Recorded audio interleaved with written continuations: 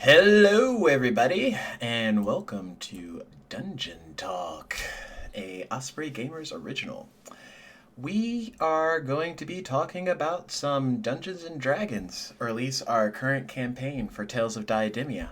And we will be having a lovely, lovely guest today by the name of Queen Corvy. If you do not know who Queen Corvy is, you should definitely give her a follow. Shoutouts coming soon. Stand by. Now, let me get some music started because everybody loves music. And we're just going to have it be a little bit chill. Some lo-fi, no big deal. Yeah, let's get that going. How's everybody doing today? How is everybody doing? Also, we are going to snap our fingers and transition into my room. Or at least, if I could set my room up, it would probably look something like this. So today it's going to be a little hit or miss, give or take. We're going to be asking some questions, doing the old podcast type feel, but at the same time, we're gonna relax a bit. We're gonna chill out, cause you have to stay chill. Again, so this is Dungeon Talk. It's a new podcast segment that I hopefully will be doing weekly, give or take. As long as there's been a session like we had last session this past Saturday, I'm hoping I can get some of the people that play, if they're not too busy, to kind of come in on these podcasts and talk about, little behind the scenes stuff, some things that may hopefully be happening, some things that may not quite have happened yet or have happened in the way that they would have hoped. But yeah, it's a way for us to get a little one-on-one on some of the actual players of the game and, get to know them and their character a little bit better. Today we're going to be talking with Queen Corvy, as long as she is not too busy, and we'll ask her about her character Coffee, which has recently joined the campaign. I think 2 episodes ago for Team Prime. So she joined in episode 2 of Team Prime. But yeah, this is definitely going to be something different. So also, be sure to stick around to the end of the podcast because I have something very, very, very special to reveal. And it just came in today, so I am super excited about it. And I already opened it, so you don't get to see that part because that probably would take a little bit too long.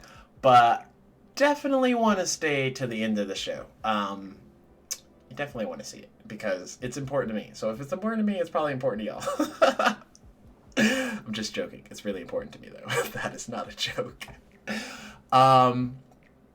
Yeah, so we're going to start here shortly. Until then, we're going to chill out, do a couple of things, like, what do podcasts do? Listen to music? We're listening to that. But yeah, as soon as Queen hops in, I will be sure to let you all know. Until then, I'm going to kind of tell you a little bit about Tales of Diademia. In case you, I don't know, live under a rock, never followed my channel before, just happened upon it just now, or you just miss Saturdays. Like, I'm pretty sure Saturdays is where it's popping. Like, if you're not freaking on this bandwagon train of, I don't know, Dungeons and Dragons, then you really need to be. Like, that's what you need to do. So, Tales of Diademia. It's literally our second campaign. We have a lot of new cast members, players. With that, comes a lot of shenanigans. Is literally the only word I can use.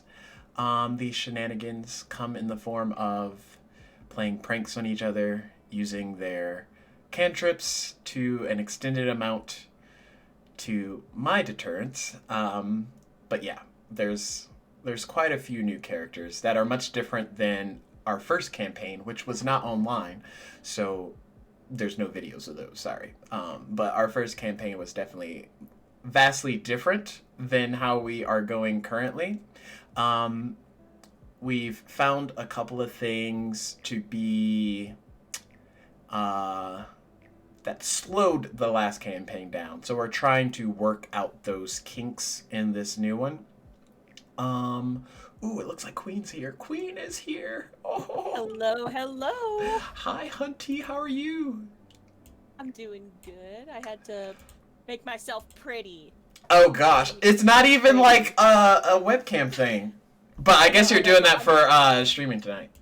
Yes. Okay, I okay. will be streaming Valhalla once Yes. we are done. So since Queen is here, I'm going to definitely do my shout out bit because, you know, Oh, you don't gotta shout me out. it's like she was last playing Pokemon Shield. However, she is playing Valhalla, and if you don't know what Valhalla is, the new Assassin's Creed hotness, then you need to hop on that. Like it's literally Who doesn't like some sexy Vikings? right.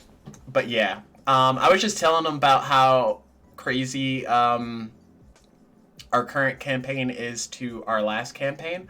Oh no, crazy is not the correct definition of this current campaign. I'm pretty sure the correct definition is pure on chaotic. Yes, very much. But we do have a lot of chaotic individuals in the campaign, so it kind of makes sense. But still, it's chaos on like a different level. There was a couple of questions. Sorry, I didn't like prepare you for these beforehand. Oh, no. But It's okay. It's okay. I'll just if you don't want to answer them, you could just be like, "Nah, fam." So, nah.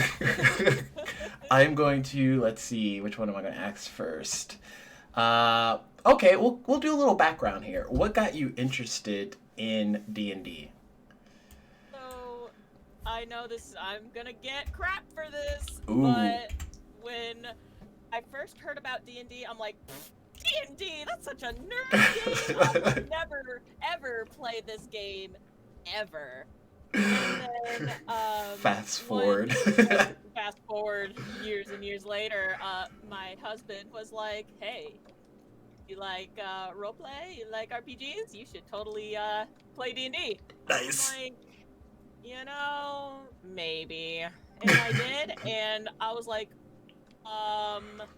where the hell have I been for the last forever? This is freaking amazing. It is though, like literally I remember I think you can almost always remember your first campaign to like a very vivid degree because that's when you're just like, I don't know what I'm doing, what should I roll for, like what's happening, like all this stuff is just going on, and then you like fast forward like a year later and you're like, okay, this is just like copy paste.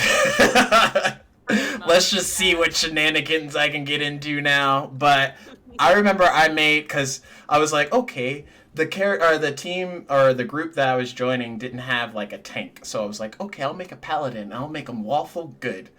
Worst mistake of my life. I vividly remember constantly being thrown into like the front lines, and like they would purposely destroy the enemy, so like their blood would just like splatter all over my fancy armor, and I'm just like, I can't do this, and my nickname became the Bloody Pally, like it was crazy, but at the same time I would not change like any of it because it was just like a great time, and I was just like, oh my gosh, this is awesome. But then after that I got put on a weekend shift where we started like a campaign with your hubby, Crosif, and we all, like one weekend we did like a session where we were just making our characters and going from there, and then the next weekend I think we actually rolled into the campaign. But that one was cut short, I think, either because our shifts magically got changed all of a sudden.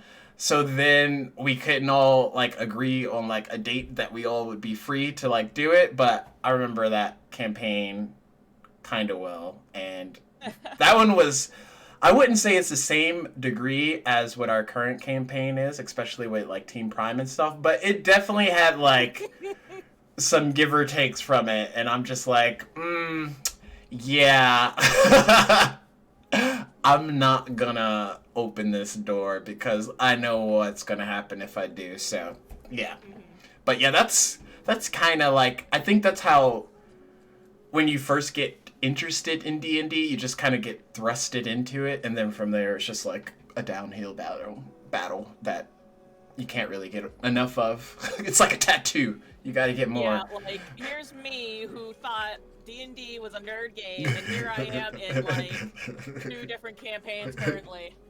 2 different campaigns. You've made like 3 different characters. Oh, I've made more than 3 actually. Oh gosh. We're not gonna talk about that. Speaking of characters, my next question is, who is your all-time favorite character you've made in Dungeons and Dragons? Oh, God. And why? I'm just gonna add that one on to the end. Man, okay. That's a tough one for me actually. Oh, yes. Because, currently I'm playing with 2 characters. The first one is my character who's on Team Prime currently, Coffee. Coffee?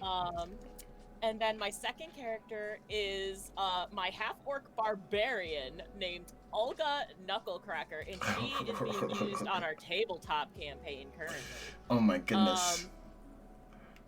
So, I don't know, like, there's pros and cons to both of those characters. Coffee. How do I describe Coffee? Coffee is unique, let me tell you. If y'all haven't watched our Team Prime episode, y'all need to do that, because Coffee, yes. She's a deer. She likes breaking kneecaps.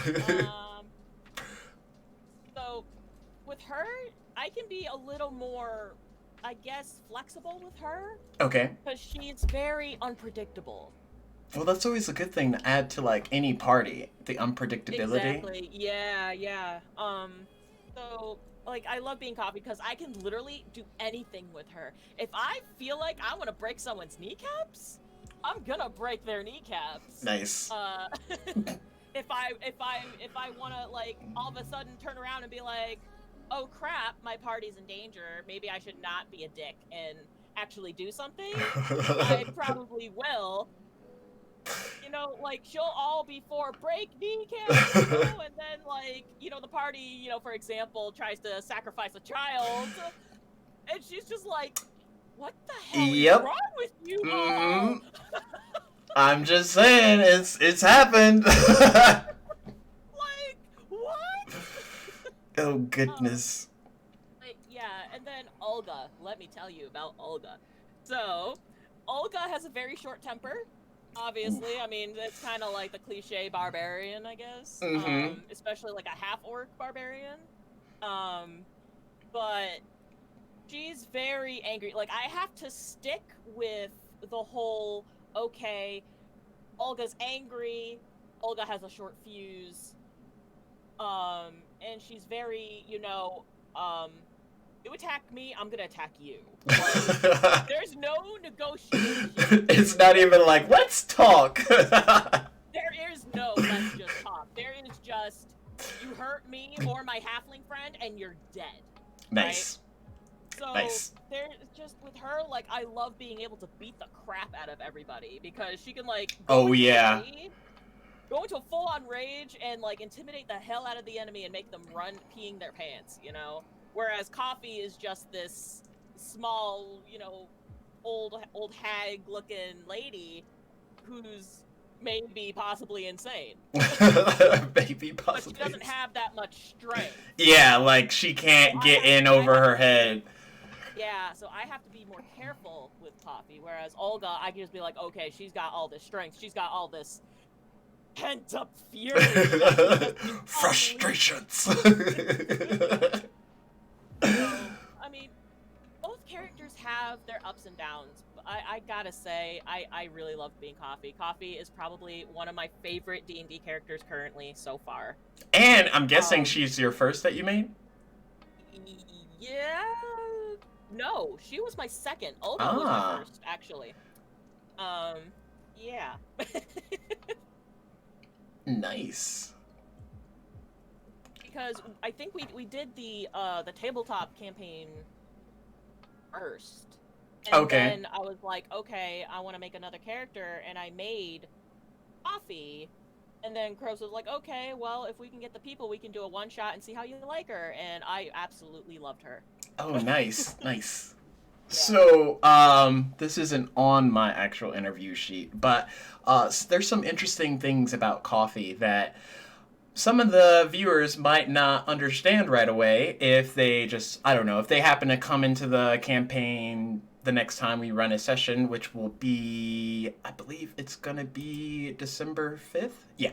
So that's when Team Prime is going to air next, December 5th, because I am adamant about not playing D&D when we have some type of like big holiday in the making. Yes, yes, because especially with how 2020 has been, you definitely want to have like as much family time that you can when you have time off and all those other things. And it's a whole different story if like you don't like hanging out with your family, but like at least I'm gonna give you the option to do it. I'm not gonna be like, oh, there's a session coming out. You'd be like, oh, I can't hang out. We got a D&D. No. Oh no. But Team Prime will play next December 5th. And this weekend will be Team Machina. This will be the last weekend of this month for D&D, which is sad. Boo-hoo, sad. But it'll be great. So again, the thing about Coffee, for people who haven't been watching, who live under a rock, who, I don't know, live under Dwayne Rock or Johnson. But do you want to tell them a little bit about your character?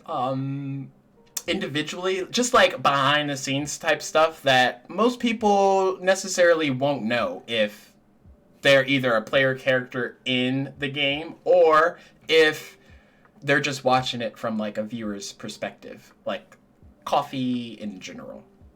Okay, well, first off, maybe I should tell you a little bit about her backstory from the beginning. Okay, yep. So Coffee her real name is not Coffee. Her actual name is Azaleth Nilo. She was born in a very sacred forest in a village called Fine Hill during a massive firestorm. Oh gosh.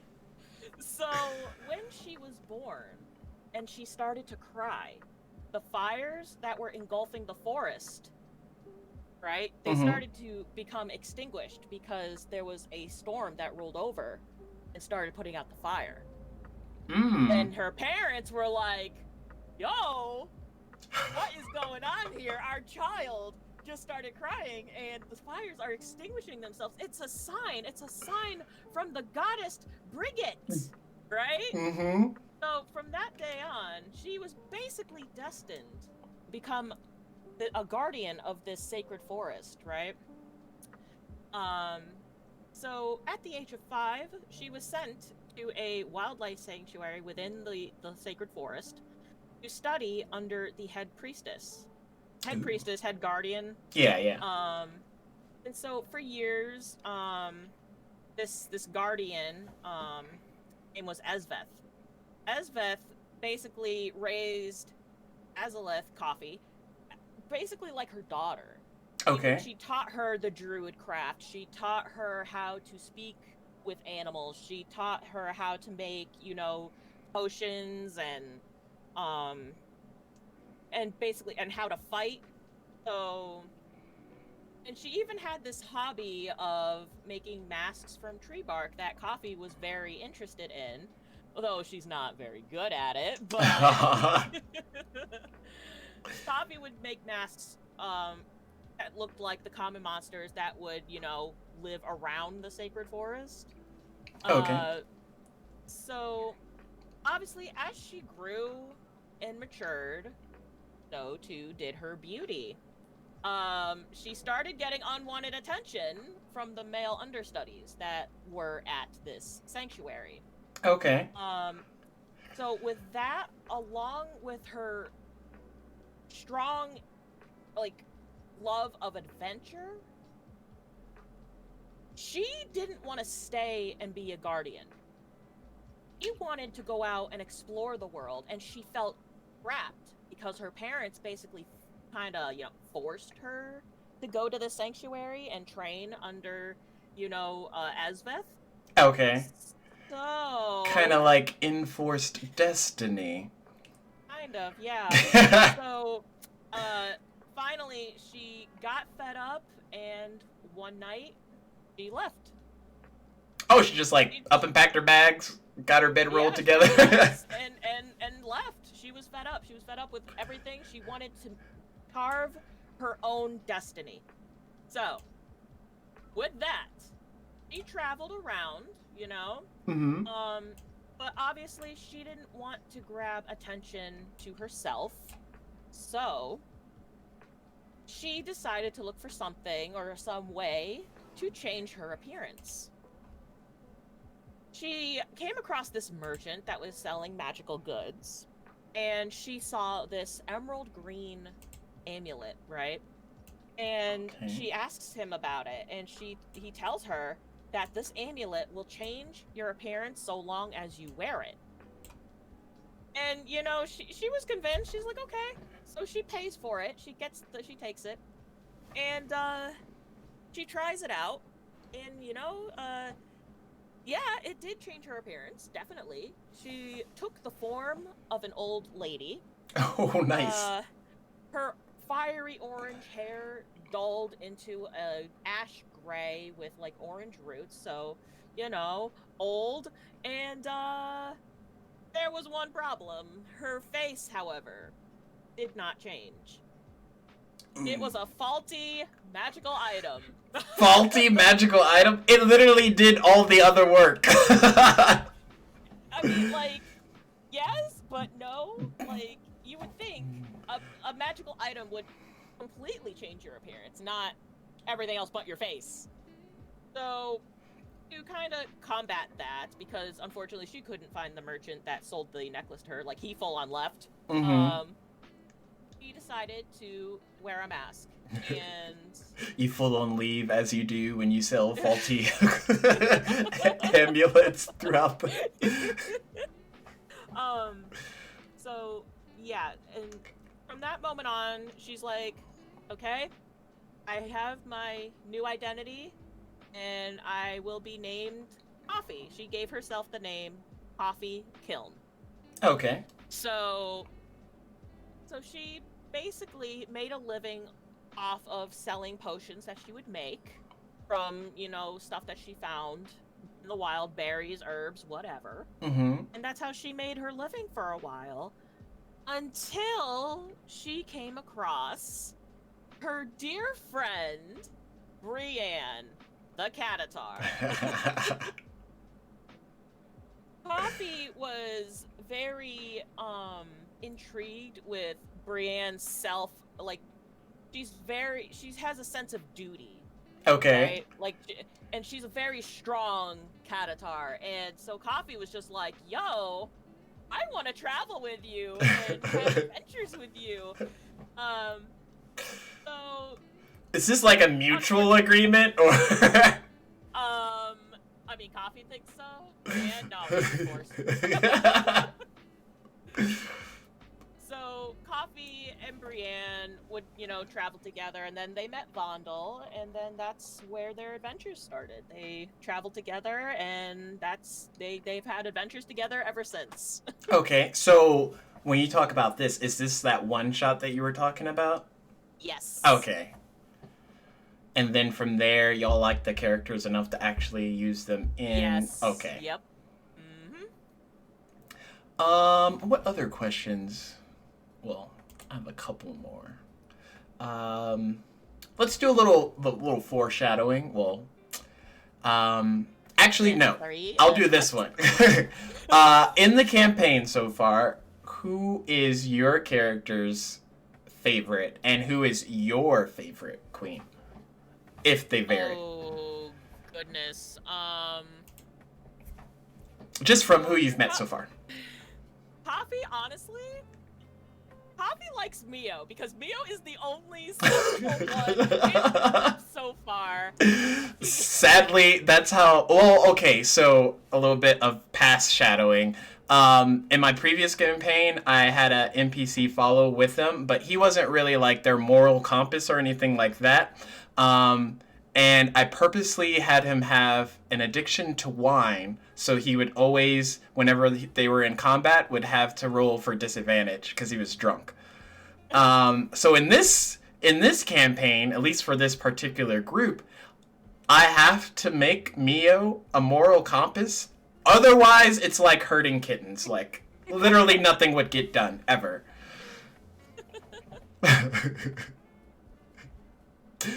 So, Coffee's favorite is Mio. What is your favorite queen? I gotta say, Alendi. Alendi gets into so much shit. It's so funny, like how karma just works. It's magic. Yes. Yes, it is. That's actually interesting because that's not who I thought you were going to pick. Yeah, like, I don't know, like, Ryphen, I mean, from what I'm getting, he's very kind of like a loner. Yeah, I mean, at least how his character is so far. Yeah, and then we've got Orgy, who's just an angry cat. And I don't really know too much about Maka yet, except that she likes to drink. I think that was more appeasing her to let her come with, because had that gone as planned, it would not have involved as many refills. Oh, sorry. Cross, I mean, he seems to be okay. He's got some sacrifice issues, but I mean, as one would when they've been sacrificed. Yeah. Little PTSD. Like, you would think he would go after Ryphen, because, you know, Ryphen was kind of the one that sent him to hell. At least Vladdy wanted him, like, pure on dead. Yeah, I mean, you know, yeah. Yeah. But, Ryphen could also, like, you know, sacrificed him, rather than just sent him to a place. That's true, but you'd think you would have sent him somewhere that isn't hell. Unless that's your only option. It's like, I can either kill this guy, or I know this spell. He won't like it, but he won't be dead. Fair enough. So other than that, which characters would you like to learn more about in the campaign, if Coffee had the option, or Queen had the option? Alendi and Orgy, because Alendi is very mysterious. We don't know what he looks like. We don't know his backstory. And obviously Orgy, because I want to know who the fuck hurt him. What? Why are you so angry? So, a little bit of backstory to that. All of the Honorborn don't know anything about their previous lives, at least for the bodies that they are in. Another caveat to that is I am hoping to introduce some interesting plot techniques that will kind of like bring past memories into play, so then they have those to contend with as well. But it'll be interesting to see like how the characters respond to those types of things, because you have a Lindy whose soul is fractured into like a million pieces, and he does things that are like off tilt. And then you have the other characters that are Honorborn, and then you have like Cross and I guess Mio. He's not technically an Honorborn, he's a sacrifice. But yeah, you have all these different things. And I kind of want to like mix up the dynamics a little bit, because I I don't think I've told anyone this, but Mio can speak Draconic. So when Ryfin translated that spell to send Cross away, he knew that he wasn't reading it right, but he didn't say anything. Again, because he's in a freaking group of delinquents. But so I want to, introduce that kind of thing. He's like, maybe he might not tell Ryfin right away that he can speak Draconic, just to see like what other things he might come up with. But yeah, that'll be interesting. And then the fact that Mio is to be sacrificed, and then Cross has been sacrificed, or like pseudo-sacrificed, just sent to a different realm. But by all intents and purposes, that's what it kind of feels like when you go to a hellish vortex for however long. So I kind of want to mix up the character dynamics, so it's not so like Coffee, Alindi type things, or like Coffee Orgy type things. But yeah, that would be fun. At least that's what I hope. But yeah, I do want to know more about Coffee, or Alindi, and Orgy. And I'm hoping that by introducing these, backstory, like, well, I don't know if it's foreshadowing, like, past lives type deals for these characters, they can kind of come up with, like, how they want to go about it from that point forward. Another, hopefully, easy question is, how are you liking the campaign so far, my dear? Oh, I'm absolutely loving it. Although there is that little nidbit that Vladdy's dead, but Yep, he did die. Yep. But besides that, like, I'm honestly enjoying myself. Like, I really look forward to D&D with y'all every other, weekend. It's like it rejuvenates me. It's like that sustenance that you wait for after a long week. The dumpster fire, as he says, that you're just like waiting to go into full strength. Like, okay, what shit can we get into now? So there's a lot of things in the campaign that are kind of like up in the air, especially since many of the party members are just kind of getting a feel for one another. Where do you see the campaign going, if you even have like an opinion on it currently? Ooh, I honestly don't know. It could go many different ways. Yes, it can. Considering we're only like 3 episodes in, I honestly can't answer that, because it could honestly go any direction. Well, other than those questions, do you have any questions for me as far as like this campaign or Dungeons and Dragons in general, or just like questions overall? Are you gonna make me a Vladdy 2.0? Vladdy 2.0. I don't know if y'all even deserve a Vladdy 2.0 right now. Like, No.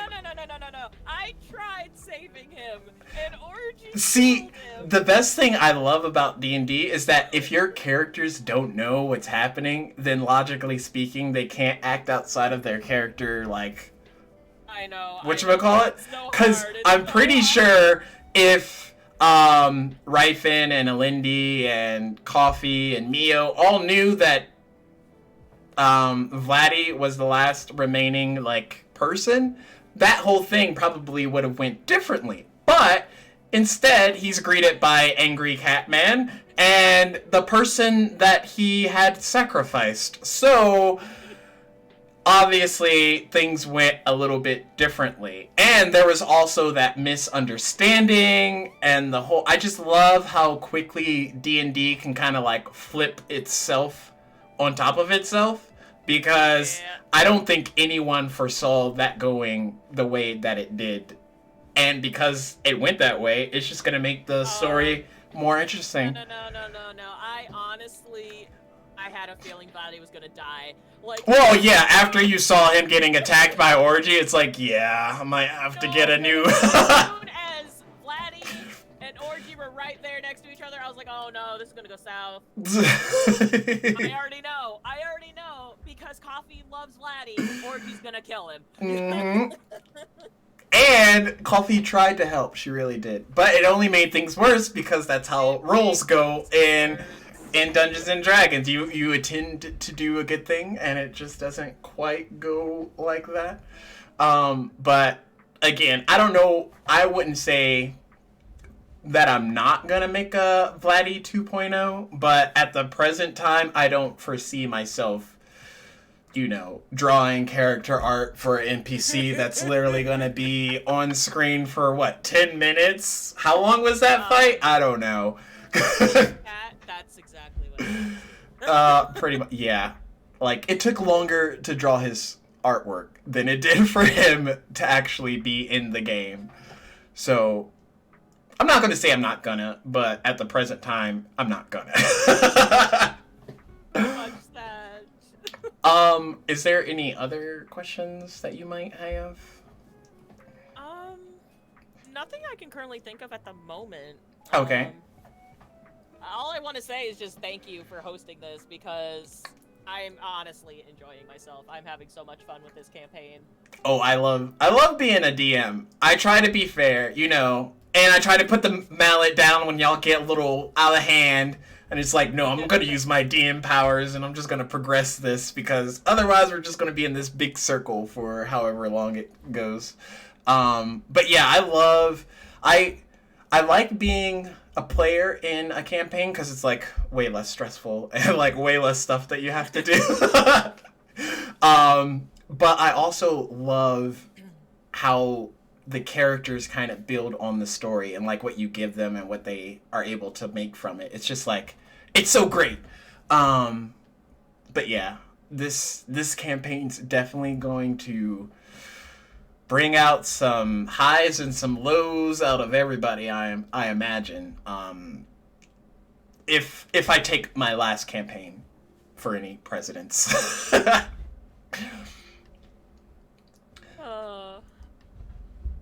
Listen, Moto. Yeah, he's just getting a little upset up there. He thinks that I'm coming for him, but at the same time, he's doing a lot of this to himself. Like, exactly. All you had to do was jump 5 feet, and he couldn't even do that, because he had to be stupid and try to pull a prank on Coffee, and yep. That backfired real quick. And I didn't even have... Did I have him roll at disadvantage? I think I just had him roll to jump, and he couldn't make it. And I was just like, okay, well, you're gonna fall. Hopefully you grab onto something. Like, he's dang lucky that Coffee was there to frickin' throw a rope. Yeah. On, Yeah. Otherwise, he would just be hanging. Like, you should have left him hanging and Vladdy might still be alive. Like, who knows? No, I think Orgy would have still killed him. But Vladdy had a lot of... Actually, no, because if Alindy didn't get there for him to be able to, like, sustain himself, then, yeah, maybe he would have died a lot quicker. But yeah, I love how this is evolving, and especially if you can come on future episodes of Dungeon Talk and possibly talk to like Dismoto or somebody else while we're also doing it, because that would be fun. Yes, so we could answer each other's questions. Yeah. Exactly. I honestly want to know what Moto plans on regarding Alendi and Coffee. I'm actually quite curious.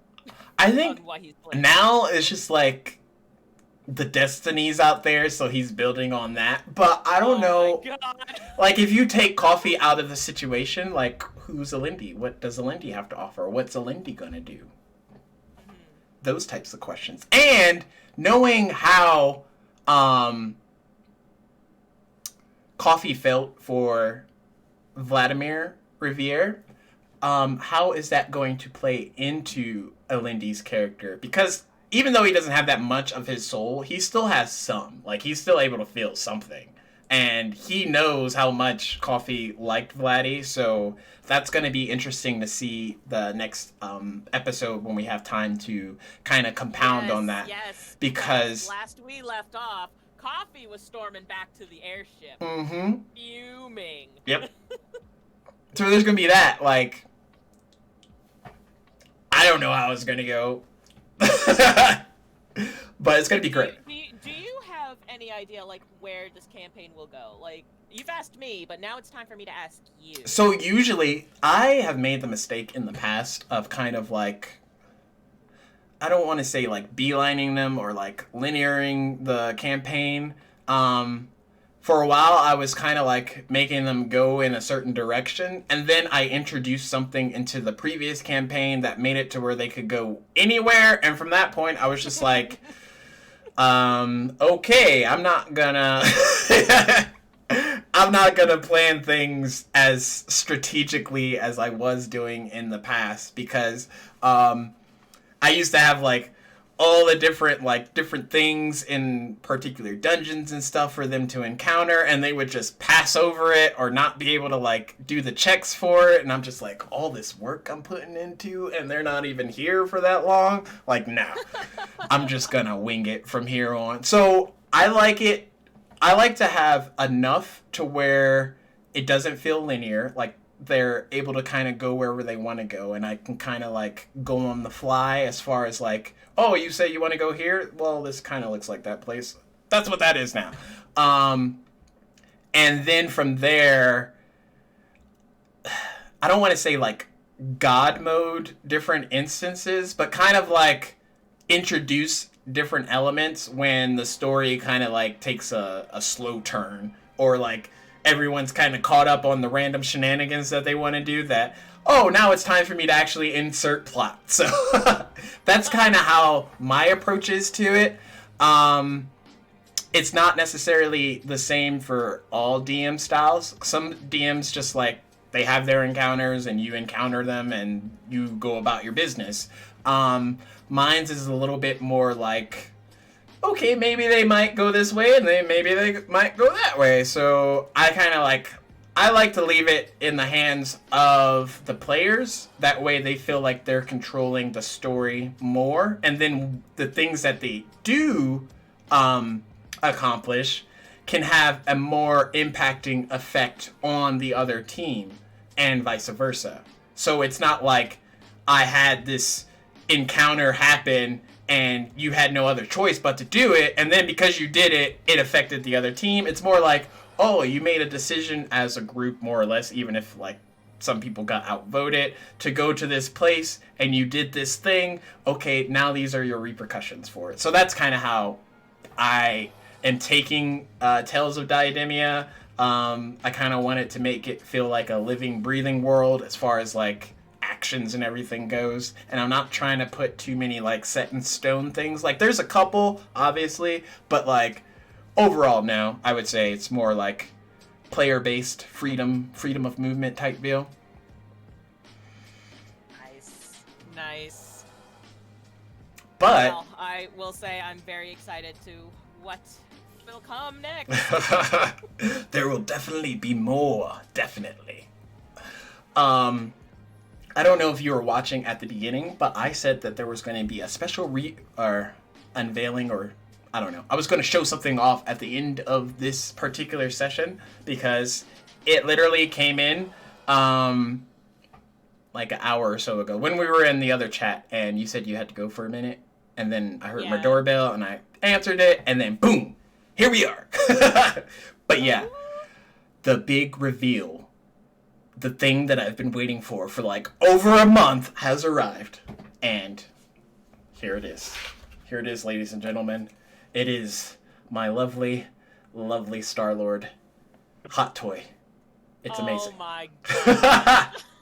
It's so awesome. It's got his freaking guns. It's got his helmet. His head can change out to his other head. And then there's another one where if he's like transitioning, it's got so many different pieces. It's got like his jacket, his freaking boot thingies. Like there's so much stuff on this thing. I was just like, oh my gosh, I gotta have it. So as everyone knows, I kind of have like a green screen up currently, because this is not how my house looks at all. But eventually here, once my stuff kind of all comes in, I am going to kind of like have it all set up to where you'll see like my room and then the different like stuff, like cool Star-Lord action figure in the background.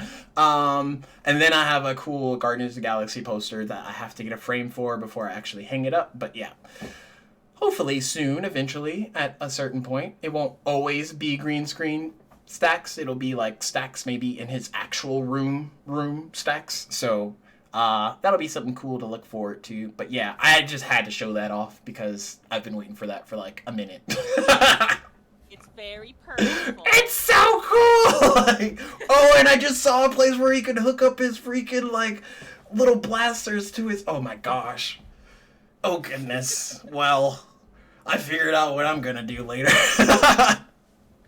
How many poses can I put Star-Lord into? No, I'm joking. I actually hope to be able to draw later. So after this lovely podcast, I probably will set things up to where I'll do an art stream. And I know that you're going to be streaming Assassin's Creed Valhalla. And again, everybody, if you have not already, make sure you follow Queen Corvi because she's amazing. And I told you to do it. So that means you have to. You got to do it. You just gotta. Yeah, you don't have to listen to stats nope. demand. I already said that I am going to drag you to partner with me, and that is, by golly, what is going to happen. Listen. Snom is just a caveat to to us accomplishing partner together. Like, Snom is just like a cameo at that point. Right. It's just proof of accomplishment, just like. But yeah, go give Queen Corvi a follow.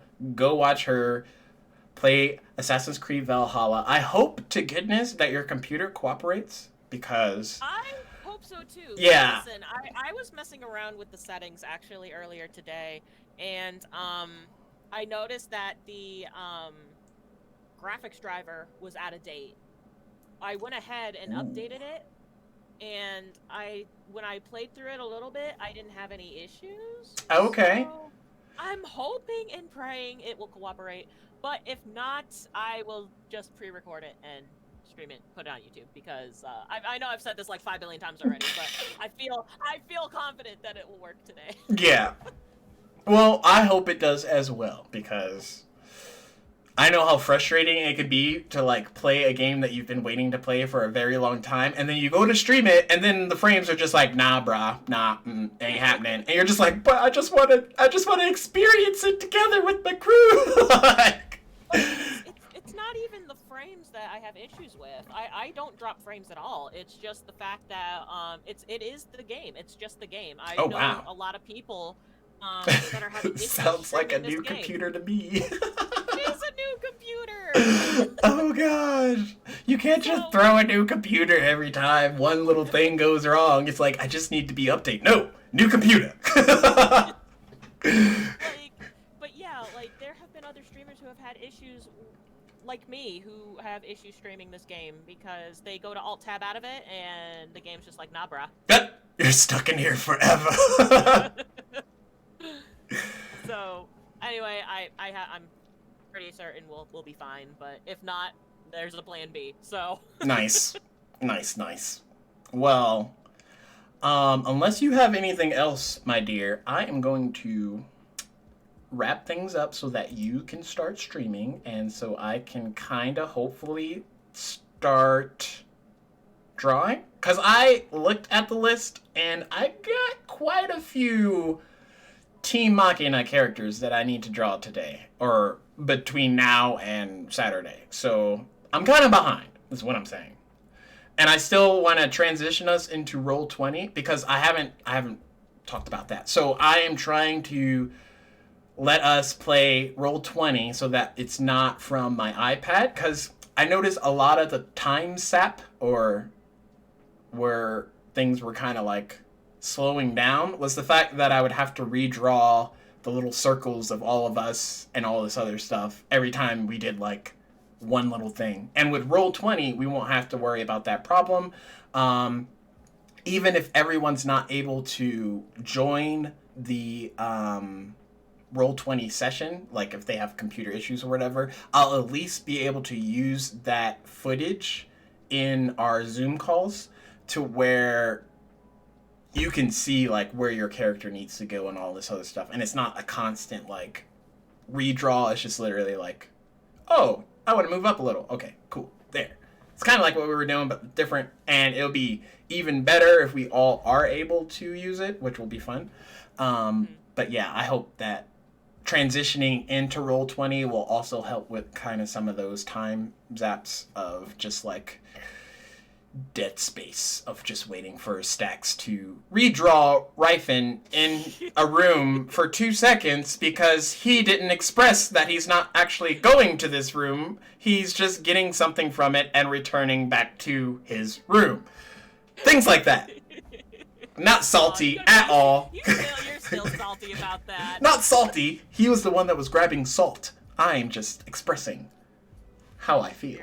It's okay. It's fine. It's fine. It's cool. It's cool. Done. I'm good. I'm good. Water under the bridge? Yeah, totally. If there was a bridge and there was water, I mean, yeah, totally. That's exactly where we would be. But yes, I would love for you to be in future episodes. Again, I'm going to try and do this a week or like the week after that Saturday when you actually do your latest session. So in this case, it'll be maybe the 11th or the 10th. The 10th is the next Thursday. So the next Thursday after the 5th of December. That makes sense. That's a lot to say. Sounds good. I will be there. Sick. And we hopefully will have other people like Ryfin, who may wake up in time, and Dismoto, who may not be here the whole time, but can kind of like chime in like he does normally when he says he's at work, but he's actually in one of our Discord chats, and he's actually like doing anything but work because we're watching like anime or cartoons or TV shows. But yeah, that's what I got planned. But yeah, thank you for coming by, my dear. Well, thank you for having me, Stacks. Anytime. And for you lovely viewers, I am going to transition us to a raid because everybody loves raiding. Everybody. I think it's like in our blood. Hopefully. If I could push the right buttons, we can raid. We can raid somebody. Vikings like raiding. Yeah, we like raiding, right? Yeah. Let's see. Who do we have? Sarumanu's playing. Oh, also Rapid. Ooh, the decisions. Okay, so Rapid has less viewers. We're going to go to Rapid because that's how hype trains go. We got to help our buddies. Rapid is playing some Pokemon Sword and Shield right now. If you have not followed Rapid, give him a follow because definitely give him a follow. Yes. Rapid's an amazing competitive battler. Oh yes. Pokemon Sword and Shield. Is it Rapid 2000? Am I missing like? Okay, so yes, I got it right. Sick. Give that guy a follow. He does Pokemon stuff, and we all like Pokemon stuff. And if you don't like Pokemon stuff, you need to watch him do some Pokemon stuff. You'll start liking it. But yeah, here we go. My home slices. I gotta do a transition exit. But here we go. Raid time. Raid.